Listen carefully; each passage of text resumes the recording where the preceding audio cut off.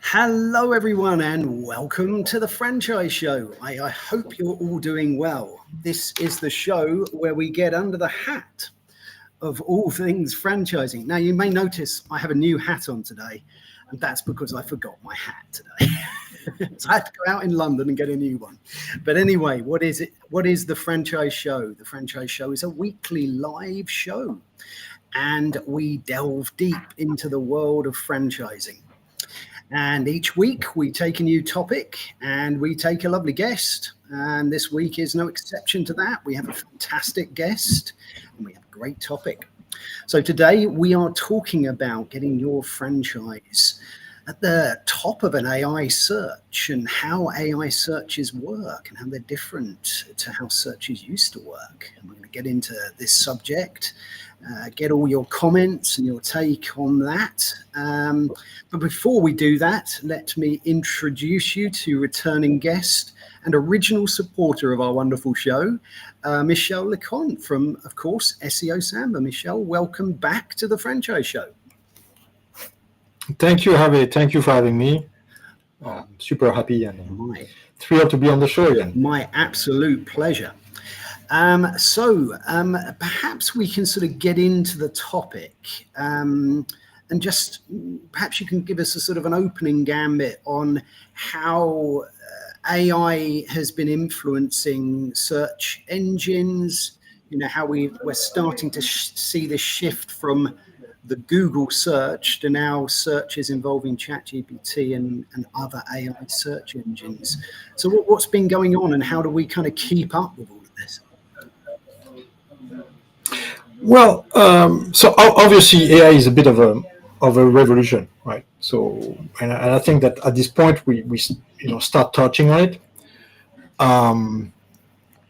But just like the internet revolution, right? The commercial internet revolution, between the valuation that we used to see during the .com era and the actual materialization, if you will, of the productivity enhancements, the rise of the platforms, and really the ability to turn essentially this technology and infrastructure into something that would be extremely valuable, it took a number of years. And I think that that's where we are at with AI, right? So we see those massive valuations of AI companies, but I think that, revenue-wise, we're still a long way essentially to see those revenues materialize really, and then we are just scraping the surface when it comes to the actual application of AI in the day-to-day lives of businesses and people.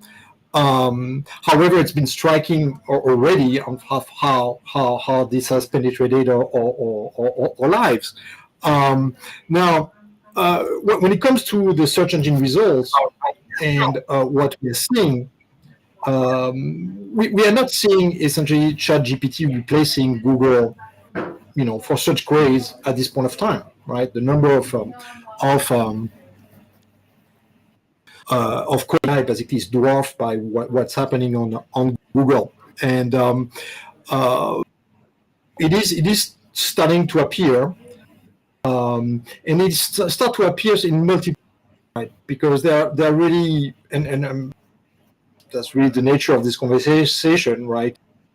Your brand into the answer engines, right, or generative engines, right?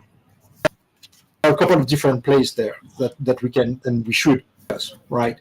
But as I said, it's an excellent time to position ourselves and position our brands essentially, in this brave new world, because the benefits are really ahead of us, right? So there's basically everything needs to be done at this point of time, right? And everything is possible for brands at this point of time.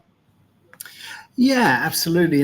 Fantastic introduction to this kind of new world. And like you say, it's appearing very rapidly and we're all getting used to it, but we are just at the very start of this, and it's going to find its own journey, I think, with us all and in all of our industries, including franchising. But look, before we get too deeply into today's conversation, let's welcome a few people who have joined us here live already today. We've got the lovely Charles Caldwell, and he's put greetings from Hong Kong. It's always an absolute pleasure to have Charles with us. A fantastic chap, and really enjoy watching him on podcasts. And it's about 1 a.m, I think, for Charles. So it's always a real honor for you to spend your early mornings with us. So looking forward to hearing what you have to say about the world of AI in your business, which is in a school in Hong Kong. And we've got James with us. Great to have you with us, James. He's put hello and good evening. Well, good evening to you. And again, looking forward to hearing your thoughts on all things AI. And how we as franchisors can get our companies into a position where we're visible, because that's what it's all about, being visible to prospective franchisees. We have got the lovely Simon Wise with us, a regular attendee and supporter, and my co-founder of our sister show, Franchising Brand Stories. Simon is also a top franchise recruiter here in the UK. So if you're looking for your franchise staff, always reach out to Simon and he'll be able to help you out. And he's put hello, franchise friends, from a lovely sunny St Albans. Always great to have you with us. Looking forward to hearing your thoughts on AI and how that's influencing your business and in turn our industry. We have the lovely Nadine with us. Always good to have Nadine with us. And she's put hello, everyone. Well, hello to you too. And finally, we have got Omar with us. Omar is a legend, and I love his show, Zoom Party. And it's always great to have you with us, Omar. And he's put good morning. Well, good morning to you. So, Michel, let's get back into this. So let's imagine that I'm a franchisor and I'm looking. I mean, let's take a few different scenarios. Let's take perhaps an emerging franchisor, perhaps a more established one, and then perhaps look at it even from the point of view of a franchisee. But let's start perhaps from an emerging, a new franchisor, and they're thinking, well, look, how do we get our brand in front of a franchisee audience in this modern world? If you can start from scratch, what would you think the steps might be? Well, I mean, first, you got to understand the opportunities. But generally speaking, I think that's excellent news for emerging brands, for franchisees, and for the entire community of small businesses out there. You know, the advent of, and here just we're going to do like a quick parenthesis about the acronyms, because you will use an acronym like GEO. So GEO is the generative, you know, like you had search engine optimization, or name SEO Samba was obviously using that acronym, but and GEO isn't a very good acronym, right? Because you know, for everybody, it actually means something else, right? So the one that answer engine optimization, right? The ACE is not that territory is basically free to be used, I think, and understood by people that large, language models, essentially what we are talking about in terms of trade, of being able to helping businesses surface in those answers, right?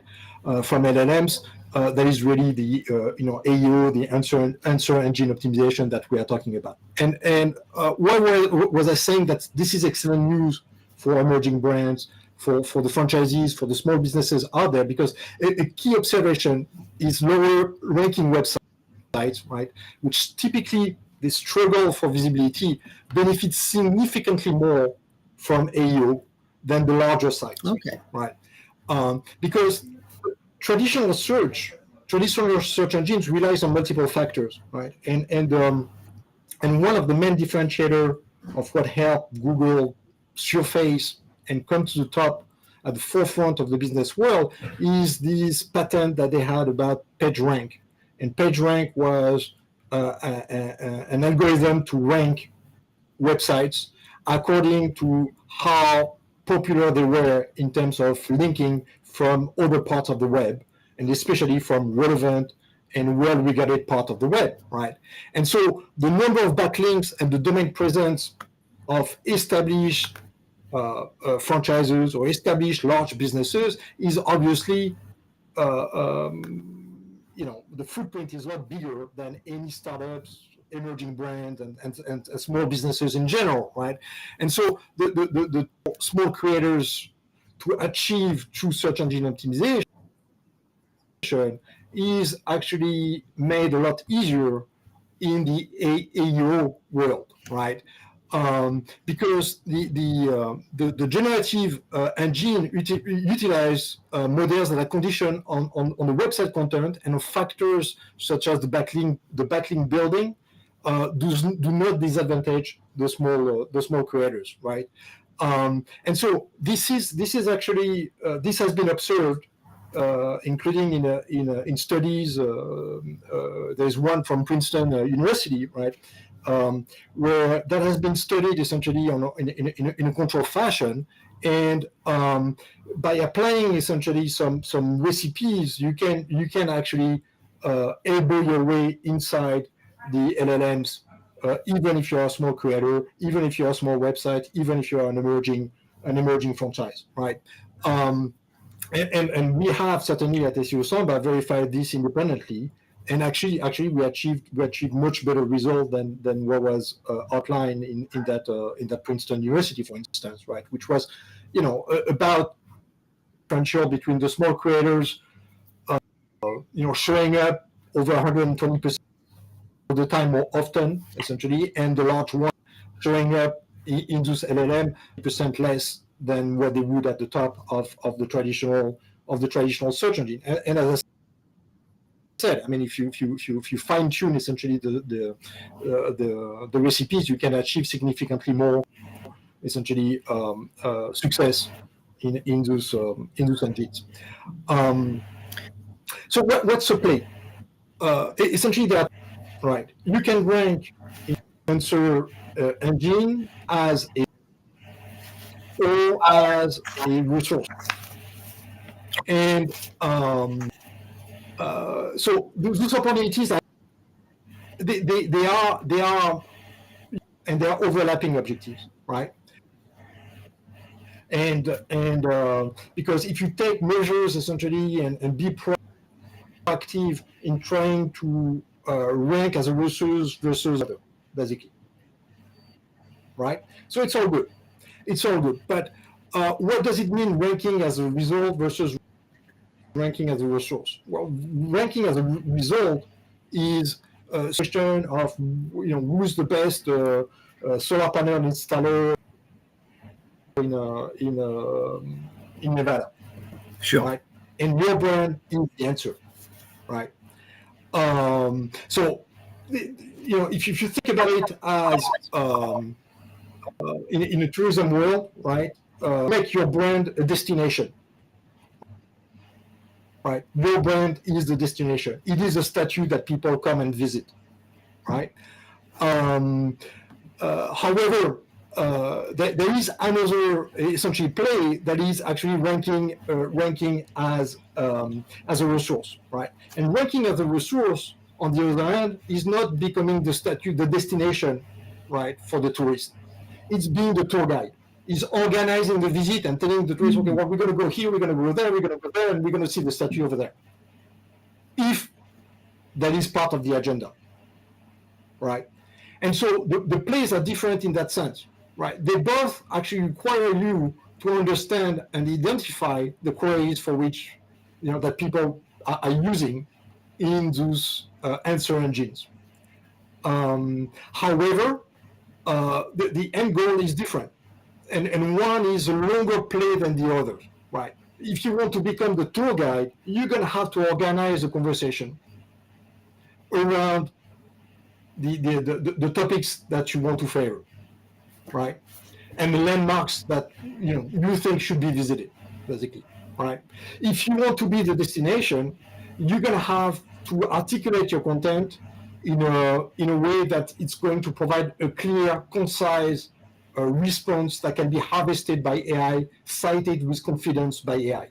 And for that, there are multiple criteria and multiple methods that comes into play, right? But then we delve really a lot more into the details level, right? But I think that the takeaway at this stage is, number one, this is an excellent time to be a startup and an emerging franchisor and a franchisee and the small guy, just like it was in 1999 with 97 when the internet was just emerging. If you jump on the bandwagon now, in that same situation pretty much than back in those years, right? And number two is understanding the difference between ranking as a result and ranking as a resource in those answer engines. I think it was really interesting, the two different things, and the way you described it as being the destination when you're looking at ranking as a result, and being the tour guide if you're looking at ranking yourself in terms of a resource. And I think it's a really interesting way to look at it. And I think it'll help people understand a little bit more about what they need to do, or the story they need to tell, how they need to tell that story about their brand. Yeah, I think it's really interesting. I also think the other thing that's fascinating here is citations, of course. So, if you can have good citations and references to what you're putting on there, and if you've been perhaps quoted in other places, is it on the web, does that help? If AI pulls upon some data and then it sees that data has come from several different places, does that give it some confidence to help put you up there? Oh yeah, so absolutely. And so what's interesting about this is that SEO Samba, we've been around since 2008, but I've started optimizing website back in 98, right? Before that there were a name for it, right? Before that the SEO acronym was out there already. But then as this industry matured, it was declared dead many times. Like every year, pretty much, you had that title, SEO is dead, right? And you're still seeing this today in relation to the advent of AI. But something such as native sources has always been part of the playbook of SEO professionals. So there's nothing really that changes from that standpoint, right? In terms of building citations in the right places, trying to get your content in where it matters, where there is an audience, where it's relevant. The domains are well regarded, essentially, in general, and trusted. All of this is still part of the picture. What really the distinction is really in terms of the linking side of things, where the link is not really required. When it comes to the LLMs, contrary to what's happening with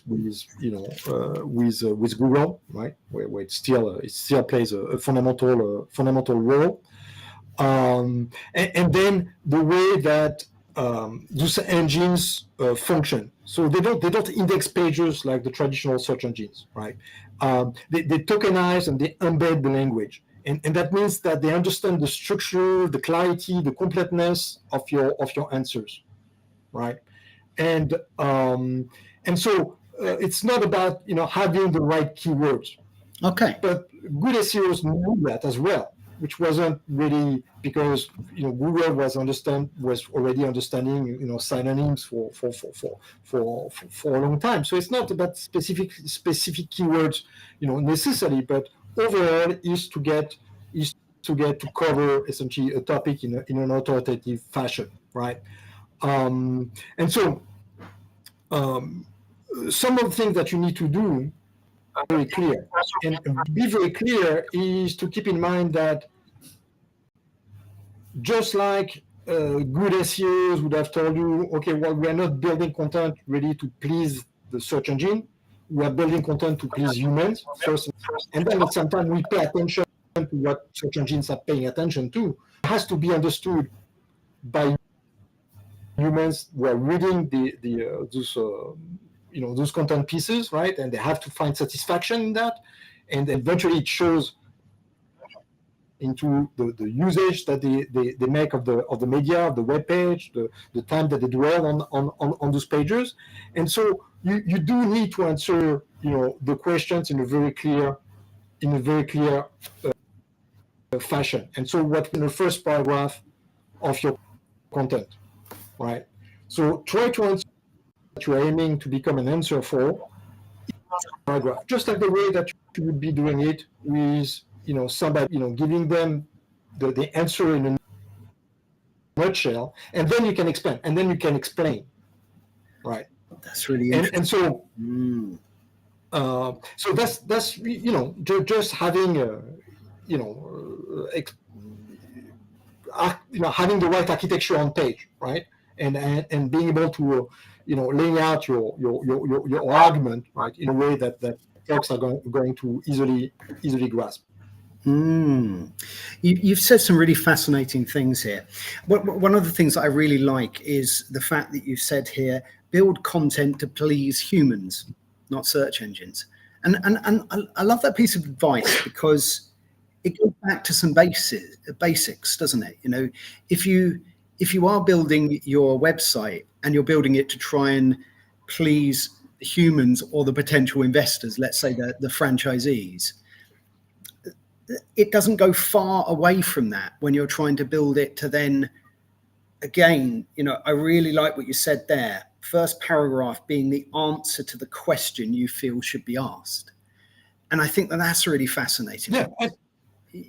And then you buy yourself the time essentially to go what your position is, right? And why that is the right answer in your opinion, right? And that's where you got the bullet point, the heading, all the stuff that we had traditionally when it came to actually building pages in a friendly SEO friendly fashion. And that's why I say it's kind of funny that that recurring claim that SEO is dead, because no, SEO is this monster that is gobbling up essentially whatever is happening, because the need for visibility is still there, right? It doesn't matter if you fragment the marketplace, how many channels you add, there's still that need to understand essentially the technology that is at play and how to maximize your chances essentially to surface. There is obviously an economic agenda for that, right? And incentive to do that. That's what. But as I said, the major takeaway for that new era is the fact that it's helping is for once it's going in the direction of the small businesses, right? Yeah, and the small business guys, and I kind of love that. So yeah, I love that, and I think that's a really refreshing thing to hear as well.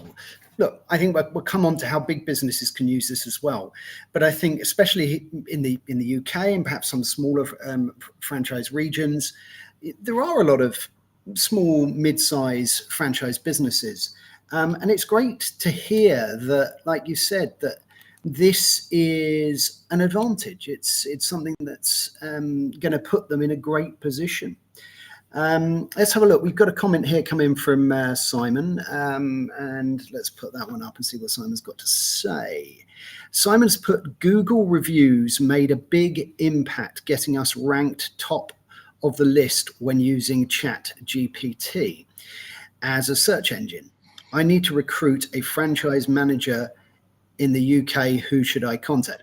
Okay, so look, there we go. That's the question that would be put into the search engine, of which you want to be having that answer. But what do you think about Google reviews as a way of interjecting into this conversation and this new way of searching? Well, you have to get the source news essentially to establish your credential, right? Build trust into your brand, and so being comfortable enough essentially to recommend it to its user base, right? For right or wrong reasons, as we know, obviously there are lots of issues in terms of review, and so this can be that's a different topic. But the point is that it's one of the criteria that those LLMs are looking at. There are some slight differences between the engines now. So some of them are Reddit, for instance. Some are using more YouTube, for instance. So YouTube comments are of data essentially for the LLMs. Reddit forums. Obviously, looking at the situation with your knowledge graph, right? When you're a business, and that applies across the board because businesses have it, right? And a knowledge graph is what what the internet, your business, and you as an author, right? So what's interesting there is that there's been some back and forth over the years. At some point, it was maybe 7, maybe even longer than 8 to 10 years ago. Essentially, they had Plus. I don't know if you remember that. There was a Google Plus social network that they tried to launch, right? And associated with that was the idea that they would be able to actually build trust around authorship. And so they would have like the Google authorship that would be associated with this as to identify individual contribution, and then over time build the credentials essentially and trust what more certain sources than others. And they had actually scrapped the idea of the social network because that didn't really pan out with their architecture of trust, circle of trust basically, right? And overlapping and so forth. I think that a bit too complicated for people to grasp. They pretty much dumped the idea of authorship, which was kind of surprising because that's of value. And so I would not be completely surprised if they resuscitate those objects, going forward. And we certainly encourage authors of blogs and so forth to make very clear to link essentially their LinkedIn bio is consistent and so forth. And being able to equate essentially their contribution to other information throughout the web. And so the knowledge graph really a building that you might be publishing on your website and blog and so forth with what has been stored in databases to actually understand the relationship between objects and peoples and organizations. Right? So Wikipedia makes use of that, and obviously Wikipedia is also a source of that kind of knowledge when it comes to large language models. But there are underlying databases as well that are being used to feed Wikipedia.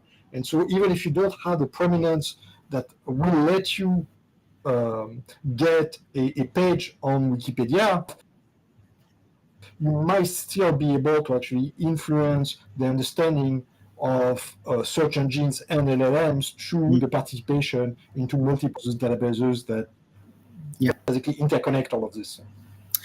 It's a very interesting one. Simon's comment there about reviews, it's a nice, easy one to have a look at as a franchisor, right? You can always go back to having a look at your Google reviews or other reviews, and it's interesting to know that that's had an effect for Simon.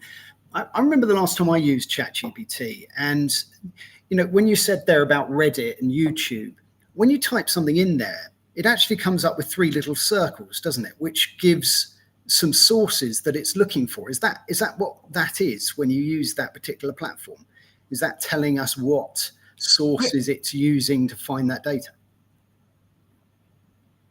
Yeah. So obviously the evolutions of the engine prompted the creators to actually sources more accessible to users. The ability to go and scout for information, look for information over in real time is also a capability that is welcome to up-to-date information. But you do have that list of sources that are now basically part of pretty much every single answers as far as I know across all the engine, whether you're talking about Perplexity, ChatGPT, Gemini, what have you. And so but there is behind that immediate essentially response to a query, there is also lots of information that is basically pre-digested, and there are weight that are being given to the information based on the sources. So that's why it's interesting essentially to get to not only get the information that is on your website with the right architecture, having a game plan. So you need to do that research work essentially to have the game plan, applying the recipes, developing the content, and it's actually costly because it takes time to architect something that's going to be useful to the user and sizably more interesting than the competition. And it's not going to be all developed through AI either. Yeah. Just quickly there, I just want to stop you on the word architecture, because I think unless you're familiar with building websites and this sort of thing, perhaps you could explain a little bit about what you mean by architecture. Is this how it looks? What order of information is put in there? Is this to do with, you mentioned earlier about the first paragraph being the answer to the question that you feel might be asked? That being the first thing that you see on a website, is that what we're talking about when we're speaking about architecture? So that's part of it.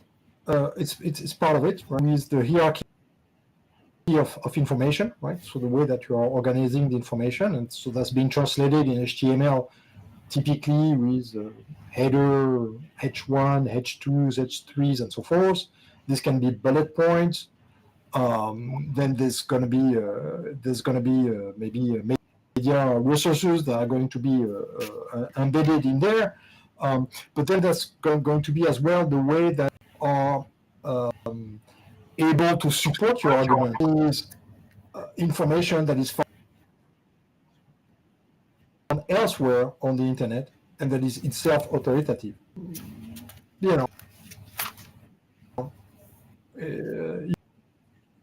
Conversation about politics and some very touchy subject, and anybody when they go into that kind of conversation, so the debates can get heated. The only way that your conversation, when talking about politics, is actually to refer to actual facts and being able to position your argument against those facts, right?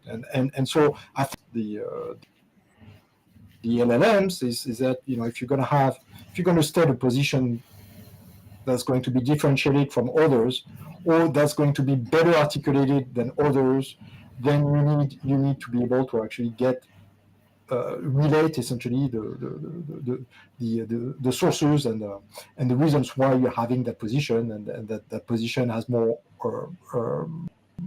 creators than others. And so that's basically what goes into this architecture that itself is very much hierarchical in a way that you are presenting your argument, right, on a page, right?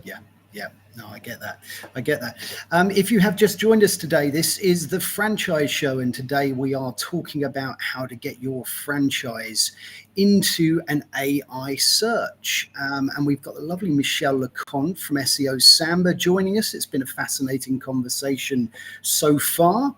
And let's continue this conversation. We've looked at the perspective of a smaller franchise. Let's perhaps now look at a couple more things. I think first of all, let's take a larger business and see where they might start making the changes when they've probably already got quite a lot of established frameworks and architectures in place. And then perhaps we'll move on to a prospective franchisee and how that affects their search journey. So let's start with a big franchisor, and they're looking to make some tweaks to their business. Where do you normally start with a bigger business?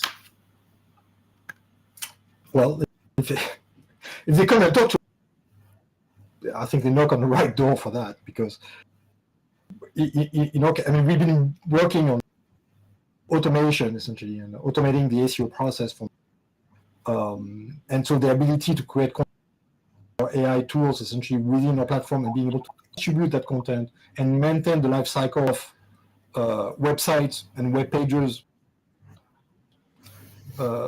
is paramount to that effort, right?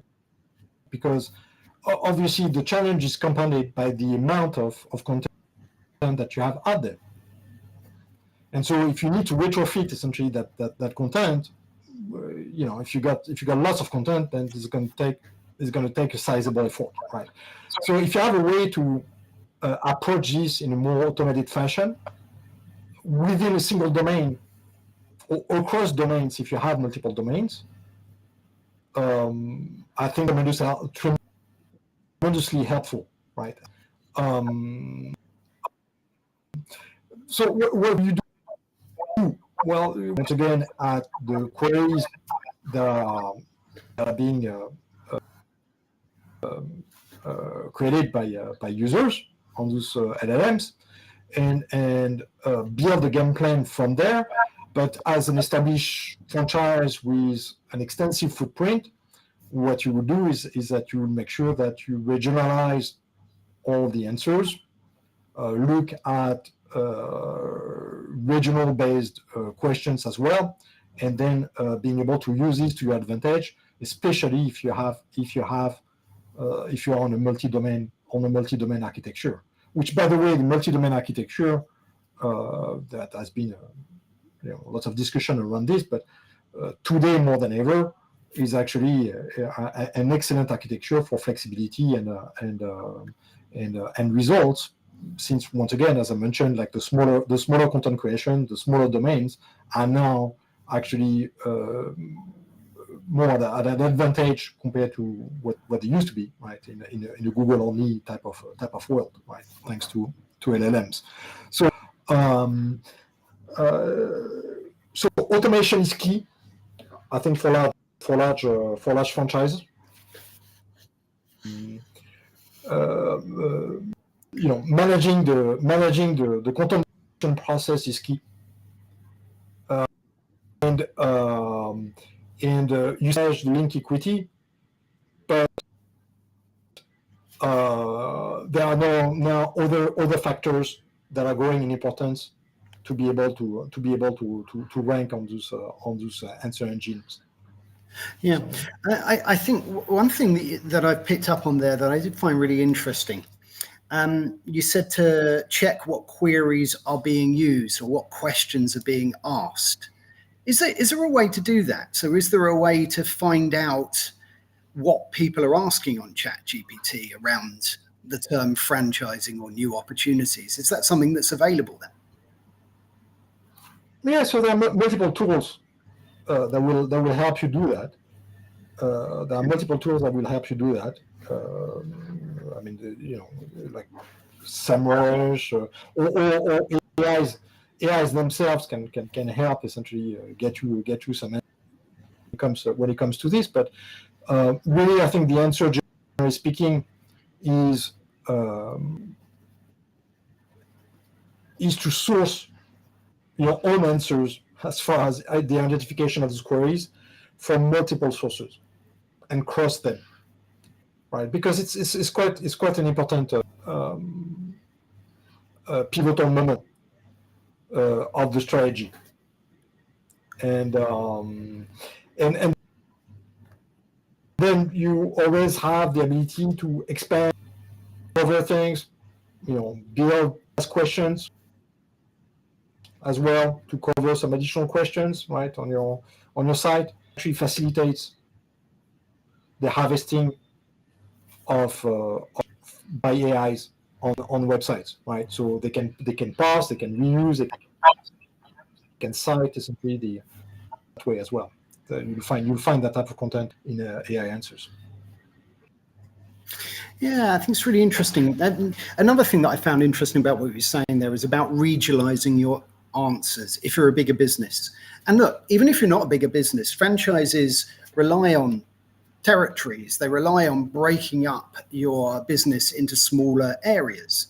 So, having that localized approach is going to help your answers be the ones that satisfy that question that's being asked of AI. I think it's really interesting because we're looking very much about the fact that we're trying to find what questions are being asked, and we're trying to be the best possible answer to those questions. And that doesn't go far beyond what you should do anyway, which I think we're going full circle, which I think is, it's so much better to be the best answer to a question than providing loads of keywords to try and get the best result in a search engine. I like the fact that it's going that way. How do you feel about it? Do you think we're going the right direction? No, I think it's very helpful because it's think about science is to a question. So what's really paramount is asking the right question. And that's basically what we are talking about here, right? About the identification of the queries. So if it helps, what am I the answer for in my own business, regionally and so forth, or my personal brand or what have you? I think that you're on the right path because this is a path that opens lots of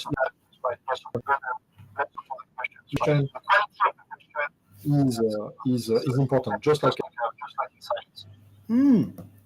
Yeah, absolutely. Asking the right questions. And again, this is going back to a fundamental that I was always taught about asking the right questions. It's not necessarily about, it's good to be the answer here, but, thinking about what question is going to be asked of you. I think if we can state that as one of the lessons from today, just think about what question is going to be asked. If you were looking to invest in whatever franchise you are in right now, what would be the questions you would ask? And that can serve as your basis for constructing your website and getting yourselves into a position to be able to best answer those questions. I really like that. And so the interesting bit here is that if you find out that the questions being asked are helping you or helping a business, maybe you're not in the right line of business, maybe you don't bring the right answer, or maybe the market hasn't caught up essentially with what you are offering, in which case what you need is work on framing the conversation, right, into you're going to be able to see the light there, right? Or your argument is, your position is going to be able to surface, right? And that's really what we talked about when we talked direct answer is one thing, or being the source material and being the tour guide, if you will, right, around the topic. And this is how long-term, essentially, by seeding the content over and over, again, and framing the conversation around basically the point of view that you are arguing for is going to be helpful, right? Because at some point, then the questions, then you can become the direct answer to a question that is being asked, because you have successfully essentially framed the conversation in a way that makes you an answer to a question that is being asked. Yeah, absolutely. I mean, you can look at it this way, that your argument or your position supports that conversation rather than just being the answer. I really like that. It's about being involved in a conversation, really. Yes, there's some technicality, some architecture around it. But what I really like about this, everyone's scared of AI. Everyone's, worried about it. But actually, when you start to unpick it, right, it starts to make some sense. It starts to become less scary and, just a new tool that we're learning how to use. We're learning how to use it well to help us. And I think it's been a really fascinating conversation and a really refreshing one. So we have come to the end of the first part of today's show. Now, this is normally the bit where the screen will go black for a minute while I switch hats. But I didn't just forget one hat today. I forgot two hats today. But there you go. This is the part of the show that is, of course, sponsored by PJ Murphy and Son Bespoke British Hatters. And Paul's lovely hat is sitting at home. But if you want a lovely hat like the one I have at home, then please speak to Paul. Now, this is the part of the show that we stopped talking about. We stopped talking about franchising, and we stopped talking about AI for a little bit. And we have a little chat to Michel, and we'll find out a little bit about him. And he can also get his own back on me and ask me any question he likes. But before he asks me that one, I can't remember which one we asked you last time, but I'll ask you all three and you can pick one. I always go for, have you met anyone famous? Have you got a claim to fame? Or have you got some unusual hobby or interest that we don't know about yourself? So I answered the first one last time. Okay. Yep. Okay. Right. So let's go for a different. And I'm really about Bono, actually getting yes. cigarettes lit up by Bono. Realizing it was Bono, in fact. But so I pick the third one, and the third one is by hobby, and it's not unusual, but I do fish keeping. So I keep fish, and I grow corals, and so that would be the unusual hobby, because there are lots of different creatures essentially under the sea, and they're quite fascinating to see. Oh wow! In your living room, if you have a chance to do that, and the fish are very interesting, but the other creatures are very interesting as well. So corals, they can be gorgonians, they can be sponges, all kind of strange and sometimes dangerous creatures. Oh, well, yes. And they all have feeding and breeding habits. And if you have a chance to see to keep some corals one day, I would recommend going with some green star polyps, because they're very easy to keep, and they're beautiful. And if you have a chance to see a sporulation of green star polyps, they are fluorescent green dots. Oh wow, that's amazing! Like hundreds of thousands appear suddenly in your fish tank. Wow. And the whole thing gets illuminated by cool. fluorescent green dots all over the place.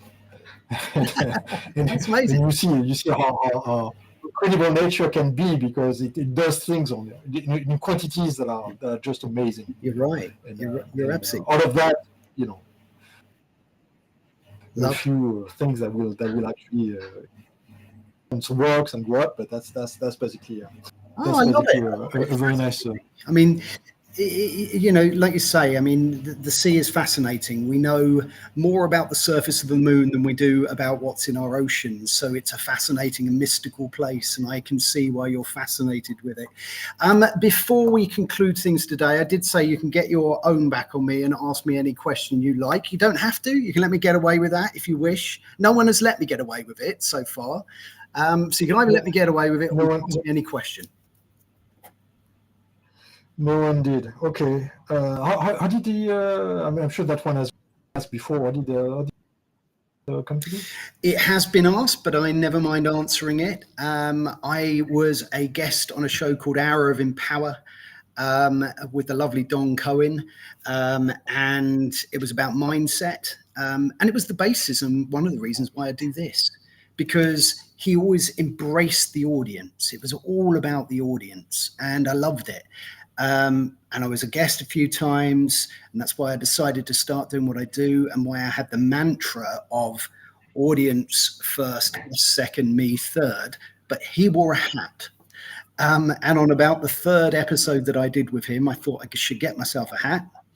And when I started doing the franchise show, I started doing it wearing a hat. And now everyone expects me to wear a hat, and I wear it at all sorts of different events.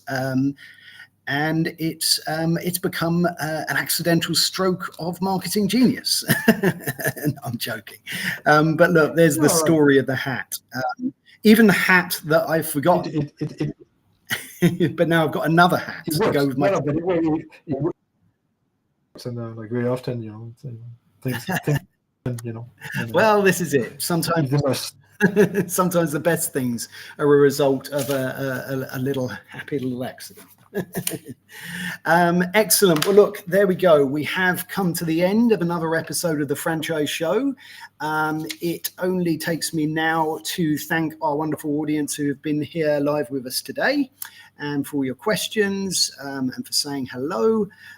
Please do continue to put comments in about this. The conversation can continue beyond the live show. And I'd like to thank Michel for his time again, and for being a wonderful guest, and for supporting our fantastic show. So thank you very much, Michel. And what is happening next week? So next week on the Franchise Show, we are talking about making franchisee recruitment look easy. Now, there's a little clue as to our guest. It's going to be the lovely Nigel Dawson from the fantastic Easy Storage. So we're going to be talking all about recruiting our franchisees and how we do that and how we're successful at that. So it's going to be a great conversation. So please join us next week, Tuesday, 9th of September, 5:15 GMT, 12:15 EST. And until next time, my friends,